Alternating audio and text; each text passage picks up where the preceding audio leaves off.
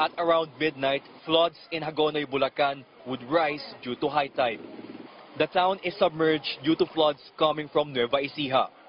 Lina Santiago has been living in Hagonoy for 60 years. She was born here.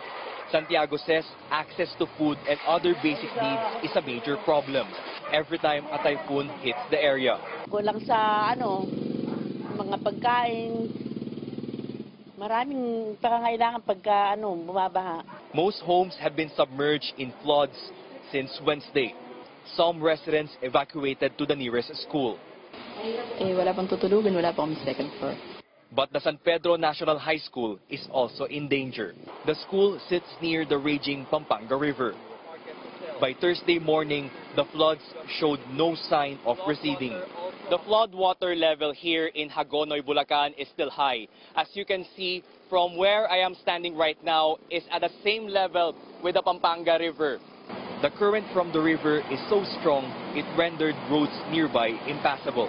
But with no other choice, residents still take to flooded roads at the risk of being swept away by strong currents. The local government has also provided large trucks.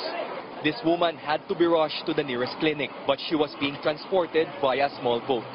Hagonoy Mayor Raulito Manlapas has placed the town under a state of calamity. Manlapas appeals to the national government to speed up flood control efforts in their town. Yung estimate namin, halos lahat ng barangay apektado na dahil sinalubong din ang high tide ditong ating baha. Galing na itaas, kaya lumaki ito.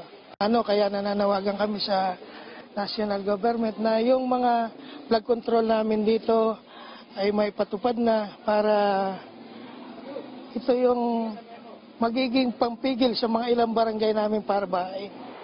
Rex Remitio, CNN Philippines.